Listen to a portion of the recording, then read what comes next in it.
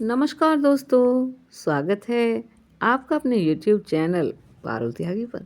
तो दोस्तों, आज हम सुनेंगे मार्गशीर्ष में पड़ने वाली अमावस्या का महत्व और उसकी पावन कथा।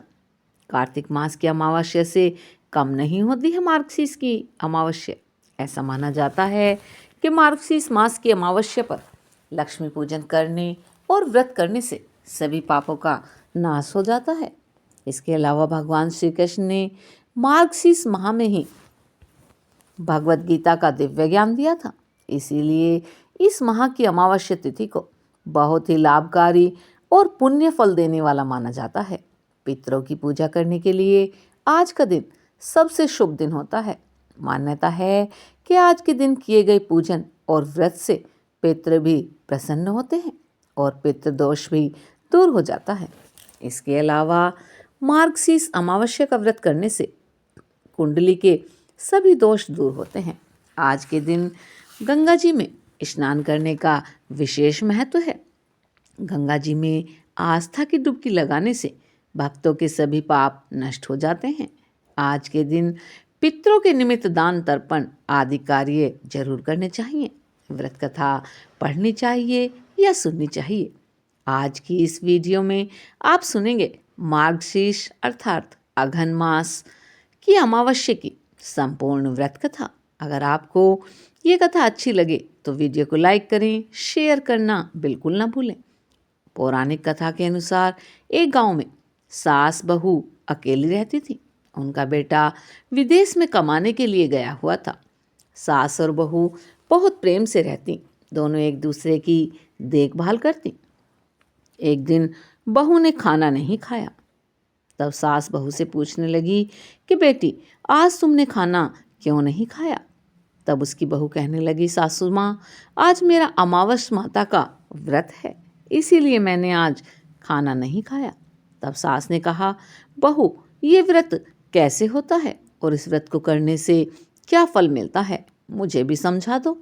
तब उसकी बहू कहने लगी, सासू माँ, अमावस माता का व्रत करने से बहुत पुण्य मिलता है। घर में अन्न धन के भंडार भरते हैं, सुख शांति बनी रहती है और अटल सुहाग की प्राप्ति होती है तथा पुत्र की प्राप्ति होती है। इसी तरह से 3 पनौती अमावस माता का व्रत भी रखा जाता है।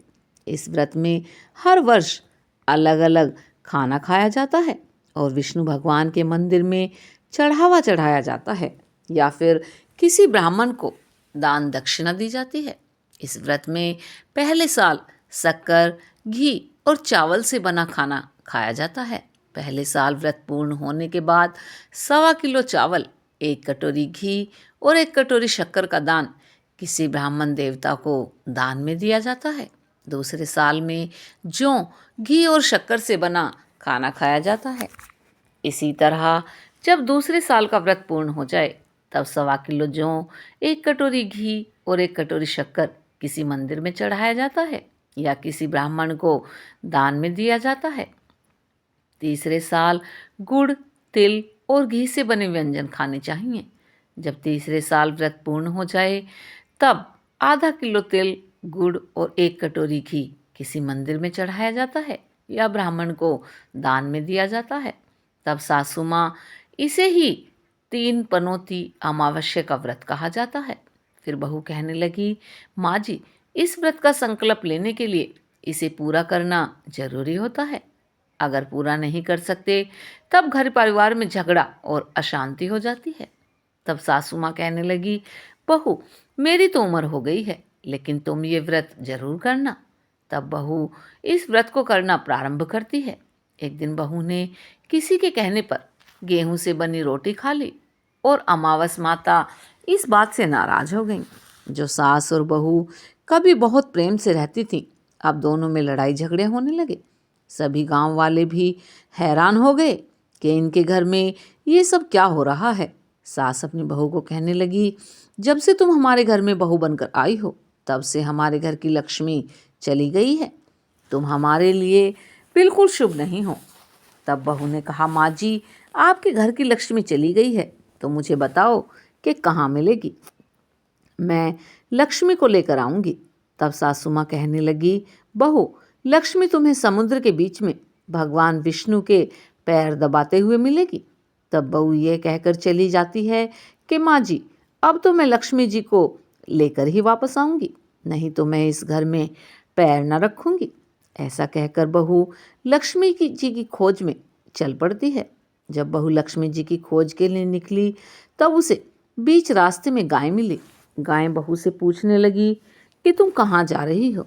तब बहू कहने लगी कि हे गाय माता, मेरी सास कहती है कि मेरे आने से उनके घर में अन्न धन की कमी हो गई है, उनके घर की लक्ष्मी चली गई है, तो मैं लक्ष्मी जी को लेने जा रही हूँ। तब गाय माता कहने लगी कि बेटी, अगर तुम जा ही रही हो तो लक्ष्मी माता से मेरे बारे में पूछ लेना। तब बहू कहने लगी ठीक है गाय माता, मैं आपके बारे में भी पूछ लूँगी। तब गाय माता कहने लगी कि जब मेरा बछड़ा होता है तो वो मर जाता है, जिंदा नहीं रहता। अब तुम लक्ष्मी जी से पूछ लेना कि आखिरकार मेरे साथ ऐसा क्यों हो रहा है, मैंने ऐसे कौन से कर्म किए हैं जिनकी सज़ा मुझे मिल रही है। तब बहू कहने लगी गाय माता, मैं आपके बारे में ज़रूर पूछ लूँगी। ऐसा कहकर बहू आगे बढ़ गई। जब वह आगे बढ़ी तो रास्ते में उसे एक घोड़ी मिली जिसके गले में घंटी बंधी हुई थी। घोड़ी ने कहा कि बेटी, तुम कहाँ जा रही हो। तब वह कहने लगी मैं लक्ष्मी जी से मिलने जा रही हूँ। तब उस घोड़ी ने कहा कि तुम मेरे दुख का भी निवारण लक्ष्मी जी से पूछ लेना। तब बहू कहने लगी मैं ज़रूर पूछ लूँगी। ऐसा कहकर बहू आगे बढ़ गई। आगे बढ़कर जाते ही बहू को एक अंधा और बहरा बुजुर्ग मिला।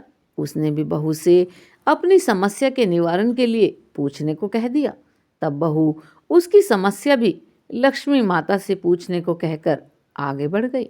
आगे जाते ही बहू को एक बूढ़ी औरत मिली जो कि हाथ और पैर से अपाहिज थी। उसने भी बहू से कहा कि बेटी, जब तुम लक्ष्मी माता से मिलो तो उनसे पूछना कि आखिरकार मैं अपाहिज क्यों हूँ, मैंने ऐसे कौन से कर्म किए थे। तब बहू उसकी समस्या पूछने के लिए तैयार हो गई और फिर से आगे बढ़ गई। आगे जाते जाते बहू बहुत थक गई और एक आम के पेड़ के नीचे बैठ गई। आम का पेड़ बड़ा खुश हुआ और बहू से पूछने लगा कि बेटी, तुम कहाँ से आई हो और कहाँ जा रही हो। तब वह बहू कहने लगी कि मैं लक्ष्मी जी से मिलने जा रही हूँ। तब पेड़ भी अपनी समस्या बताकर कहने लगा कि मेरी समस्या भी लक्ष्मी माता से पूछ लेना, मेरे पेड़ पर लगे हुए आम खट्टे ही क्यों होते हैं। इस बारे में बहू ने लक्ष्मी माता से ज़रूर पूछ लेना। तब बहू पेड़ की समस्या लेकर आगे बढ़ गई। थोड़ी दूर जाने पर बहू को एक तलाई मिली। वह भी बहू से कहने लगी कि बहू, तुम लक्ष्मी माता से पूछना कि मेरी तलाई का पानी इतना मैला क्यों है, कोई भी यहाँ आकर पानी नहीं पीता। तब बहू कहने लगी ज़रूर पूछ लूँगी। ऐसा कहकर बहू आगे बढ़ गई। बहुत दिन से जंगल में चलते चलते वह थक गई थी, उसे भूख भी लग रही थी, लेकिन खाने को कुछ ना मिला। तो वह भूख और प्यास से बेचैन हो गई और जंगल में बेहोश हो गई। उसी समय भगवान श्री हरि और माता लक्ष्मी घूमते हुए उधर जा रहे थे। तब माता लक्ष्मी विष्णु भगवान से कहने लगी कि हे नाथ, ये तो आपकी बहुत बड़ी भक्त है, आप इसके दुख का निवारण कीजिए। तब भगवान श्री विष्णु कहते हैं इस संसार में तो बहुत से जीव दुखी हैं, सभी अपने अपने कर्मों का फल भोग रहे हैं, मैं किस किस के दुख का निवारण करूं। तब माता लक्ष्मी भगवान श्री विष्णु से विनती करने लगी, कहने लगी कि वह बहुत भूखी प्यासी है, अगर इसे ऐसे ही जंगल में छोड़ दिया जाए तो जंगल के जानवर इसे खा जाएंगे। माता लक्ष्मी की बात सुनकर भगवान विष्णु एक साधु का वेश धारण कर बहू के पास गए और उसे होश में लाकर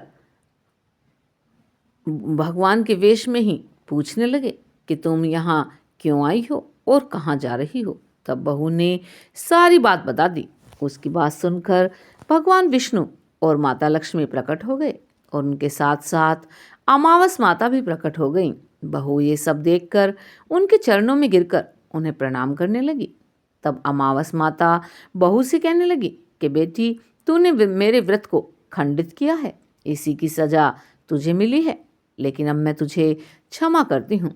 अब तुम घर जाओ, तुम्हारा घर अन्न और धन से भर जाएगा, तुम्हारा घर सुंदर महल में बदल जाएगा और तुम्हारी सभी मनोकामनाएं भी पूर्ण हो जाएंगी। ये सब होने के पश्चात बहू ने रास्ते में जो भी मिला था उन सभी के दुखों का निवारण करने के लिए विनती की। तब भगवान श्री विष्णु कहने लगे, गाय ने कभी अपना दूध किसी और को नहीं पिलाया, इस कारण उसके बछड़े जिंदा नहीं रहते। तुम उसका दूध पी लेना, फिर उसके बाद उसके बछड़े जिंदा रहने लगेंगे। और घोड़ी पिछले जन्म में आटा पीसने वाली महिला थी। वह किसी को आटा पीस कर नहीं देती थी, इसीलिए उसके गले में चक्की के पाट बंधे हुए हैं। तुम उसके पाट खोल देना, वह बिल्कुल ठीक हो जाएगी। और वह बुजुर्ग कभी भगवान के मंदिर नहीं गया था, ना ही कभी उसने भगवान के भजन सुने। तुम उसे ले जाकर मंदिर में दर्शन करवा देना, इससे वो ठीक हो जाएगा। अपाहिज महिला ने कभी अपनी जवानी में दान पुण्य नहीं किया, इसीलिए उसको ये सजा मिली है। तुम उससे कुछ दान करवा देना तो उसकी विकलांगता दूर हो जाएगी। और वो आम का पेड़, उसने तो कभी अपने पेड़ के आम किसी बच्चे को खाने न दिए, इसी कारण उसके सभी आम खट्टे हो गए। अब तुम उस पेड़ का आम खा लेना, फिर उसके बाद से उस पेड़ पर मीठे आम आने लगेंगे। और तलाई का पानी पिछले जन्म में देवरानी जेठानी था, वह हमेशा आपस में झगड़ा करती रहती थी, इसीलिए उसका पानी मैला है। तुम उसका पानी पी लेना तो वह तलाई शुद्ध हो जाएगी, फिर लोग वहाँ आकर पानी पीने लगेंगे। इस प्रकार बहू ने भगवान श्री विष्णु और माता लक्ष्मी और अमावस माता को प्रणाम किया, उन्हें धन्यवाद किया और अपने घर लौटने के लिए तैयार हो गई। रास्ते में उसे जो भी मिला उनकी सभी समस्या भगवान के कहे अनुसार वह दूर करती चली गई। सभी ने उसे भर भर कर आशीर्वाद दिया। घर पहुंचते ही उसका टूटा फूटा घर एक सुंदर महल में बदल गया। उसके घर में अन्न और धन के भंडार भर गए। अब बहू ने सासू माँ से कहा, सासू माँ, आपने तो सच में कहा था कि मैं आपके लिए शुभ नहीं हूँ। मेरे जाने से ही आपके घर में लक्ष्मी आई है। अब आप यहाँ रहें, मैं मरने जा रही हूँ। तब सास ने कहा, बेटी, ये सब तुम्हारे अमावस माता के व्रत करने का फल ही हमें मिला है। तुम यहीं पर रहो, अब तुम यहाँ से कहीं नहीं जाओगी। इस प्रकार सास और बहू खुशी खुशी रहने लगे। फिर एक दिन सास का बेटा भी विदेश से वापस लौट आया। घर में जब उसने खूब धन दौलत और धन के भंडार देखे, तब उसकी माँ ने सारी बात अपने बेटे को बता दी। इस प्रकार वो लोग खुशी खुशी रहने लगे और तीनों मिलकर अमावस माता का व्रत रखने लगे। बोलिए, अमावस माता की जय हो। हे अमावस माता, इस कथा को कहने, सुनने और हुंकारा भरने वाले सभी भक्तों के घर में धन धान्य के भंडार भरना और सभी की रक्षा करना। बोलिए, अमावस माता की जय हो। अब अमावस के दिन सुनी जाने वाली पितरों की कथा सुनिए, क्योंकि इसे सुनने से ही आपकी अमावस की कथा पूर्ण होती है। पौराणिक कथा के अनुसार जोगे और भोगे नाम के दो भाई थे। दोनों अलग अलग घरों में रहा करते थे। जोगे के पास धन की कोई कमी नहीं थी, लेकिन भोगे बहुत ही निर्धन था। फिर भी दोनों भाई एक दूसरे से बहुत प्यार करते थे। धनवान होने के कारण जोगी की पत्नी को धन का बड़ा अभिमान था, तो वहीं भोगे की पत्नी गरीब थी, लेकिन सुशील और स्वांत स्वभाव की थी। जब पितृपक्ष आया, तब जोगी की पत्नी ने उससे पितरों का श्राद्ध करने के लिए कहा। तब जोगे ने इसे व्यर्थ का कार्य समझकर टालने की कोशिश की, लेकिन जोगे की पत्नी केवल अपनी शान दिखाने के लिए श्राद्ध का कार्यक्रम रखना चाहती थी, ताकि वह अपने मायके पक्ष के लोगों को बुलाकर उनको भारी दावत दे सके। अब जोगे की पत्नी ने उससे कहा, मुझे कोई परेशानी ना हो इसलिए आप ऐसा कह रहे हैं, लेकिन मैं सच कहती हूँ कि मुझे इसमें कोई भी परेशानी नहीं है। मैं भोगे की पत्नी को भी बुला लूँगी और हम दोनों मिलकर सारा काम कर लेंगे। और फिर अगले दिन भोगे की पत्नी सुबह सवेरे आकर घर का सारा काम करवाने लगी। उसने तरह तरह के पकवान बनाए और फिर घर के सारे काम निपटाकर वह अपने घर वापस आ गई, क्योंकि उसे भी अपने पितरों का तर्पण जो करना था। अब जब पितृ भूमि पर उतरे तब वे सबसे पहले जोगे के यहाँ गए। वहाँ उन्होंने देखा कि उसके ससुराल पक्ष के सभी लोग भोजन करने लगे हुए हैं। वहाँ ये सब देखकर पितृ बड़े निराश हुए। उसके बाद जोगे भोगे के पितृ जो थे वे भोगे के यहाँ गए, जो कि बहुत गरीब था। वहाँ जाकर उन्होंने देखा कि मात्र पितरों के नाम पर केवल आज्ञारी दे गई थी। पितृ उसकी राख चाटते हैं और फिर भी भूखे ही रह जाते हैं और इस प्रकार भूखे ही नदी के तट पर पहुंच जाते हैं, क्योंकि भोगे के यहाँ पकवान बनाने के लिए कोई सामान नहीं था। अब थोड़ी ही देर में सारे पितृ अपने अपने यहाँ का श्राद्ध ग्रहण करके इकट्ठे हो गए और फिर वो आपस में बताने लगे कि उनकी संतानों ने किस किस तरह से उनके लिए श्राद्ध के पकवान बनाए थे। जब सभी पितरों ने अपनी अपनी संतान के द्वारा किए गए तर्पण का वर्णन किया तब बारी आई जोगे भोगे के पितरों की। अब जोगे भोगे के पितरों ने भी सारी बात बता दी। अब उन्होंने सोचा कि अगर भोगे निर्धन नहीं होता तो शायद श्राद्ध करने में बड़ा समर्थ होता और इस प्रकार उन्हें भूखा वापस नहीं आना पड़ता, क्योंकि भोगे के घर में तो खाने के लिए 2 जून की रोटी भी नहीं थी। ये सब बातें सोचकर पितरों को भोगे पर दया आ गई और अचानक वे नाच नाच कर गाने लगे कि भोगे के घर धन हो जाए, भोगे के घर धन हो जाए। इस तरह भोगे के पितृ भोगे को आशीर्वाद देते रहे। अब शाम का समय हो गया, लेकिन भोगे के घर में खाने के लिए कुछ भी नहीं था। उसके बच्चे सुबह से भूखे थे। अब शाम के समय बच्चों ने अपनी माँ से कहा, माँ भूख लगी है। तब उन्हें टालने के लिए गुस्से में गरज कर भोगे की पत्नी ने कह दिया, जाओ आंगन में जो होदी रखी है उसे जाकर खोल लो, उसमें जो भी मिल जाए आपस में मिल बांट कर खा लेना। अब बच्चों ने वहाँ जाकर जब होदी देखी तो वे दौड़े दौड़े माँ के पास आए और कहने लगे, माँ होदी तो मोहरों से भरी पड़ी है। आंगन में आकर जब भोगे की पत्नी ने ये सब हाल देखा तो उसके आश्चर्य का ठिकाना न रहा। उसने देखा होदी तो सचमुच मोहरों से भरी हुई है, मोहरें भी सोने की थीं और इस प्रकार पितरों के आशीर्वाद से भोगे भी धन धान्य से पूर्ण हो गया। उसके घर में भी धन के भंडार भर गए। लेकिन भोगे को इस बात का बिल्कुल भी घमंड नहीं हुआ। अब उनके घर में धन की कोई कमी तो नहीं थी, इसीलिए अगले साल पूरी श्रद्धा के साथ भोगे और उसकी पत्नी ने अपने पितरों का श्राद्ध किया। भोगे की पत्नी ने पितरों के लिए 56 प्रकार के व्यंजन तैयार किए और उन्होंने ब्राह्मणों को अपने घर बुलाकर भोजन भी कराया। साथ ही अपने जेठ जेठानी को बुलाकर सम्मान के साथ सोने और चांदी के बर्तनों में भोजन कराया।